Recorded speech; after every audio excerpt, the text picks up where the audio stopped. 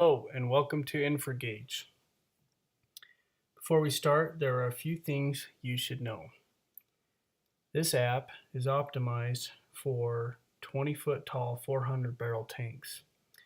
If you do any other size of tank, you can expect more variability in your gauge. However, we are working on making this accurate or more accurate for future versions. To get the most accurate gauge, it's vital to input the correct dimensions of the tank you are about to gauge. Obviously, the more erroneous your tank dimensions are, the more error you will see in your gauge.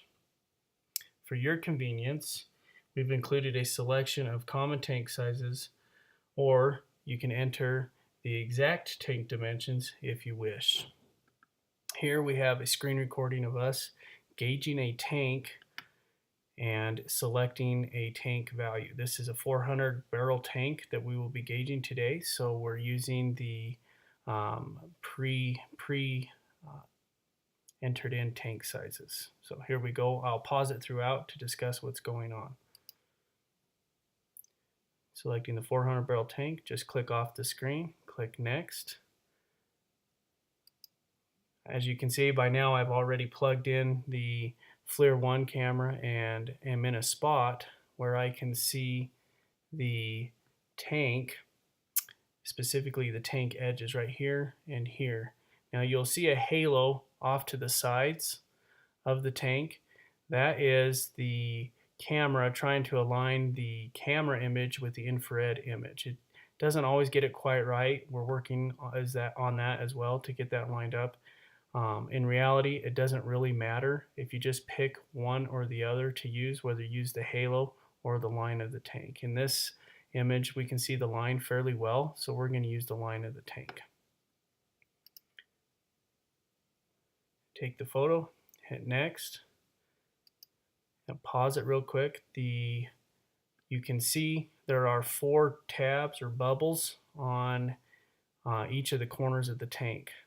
When you put your finger on them, it goes to automatically zoom down to a pretty detailed level where you can see the tank better. It's important that you make sure the top left is on the top right, the top left is on the top left, the bottom left is on the bottom left, etc. If you mix them up, it will mess up your gauge. We align it just where we call it the corner, but it's where you can see just where it starts to turn is where we will put the green dot at. It doesn't matter which one you use to start with either.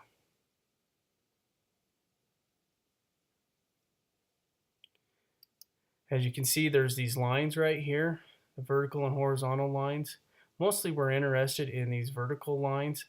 They're not actually vertical. They kind of help you when you're moving the bubble around to see if that line is going kind of collinear or right on top of the tank line that you're trying to imitate.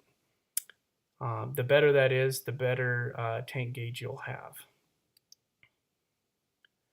So now those are aligned. Pause it again. I'm moving the level down to where I can see the difference in the infrared image, which indicates the height of the liquid.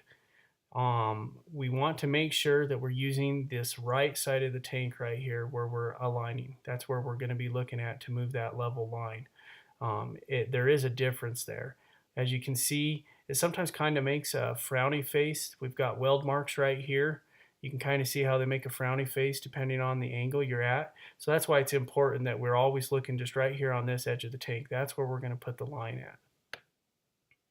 Looks like we're at 5 foot 5.5 inches. This tank had a manual gauge of about 5 foot 7 inches, if I recall correctly.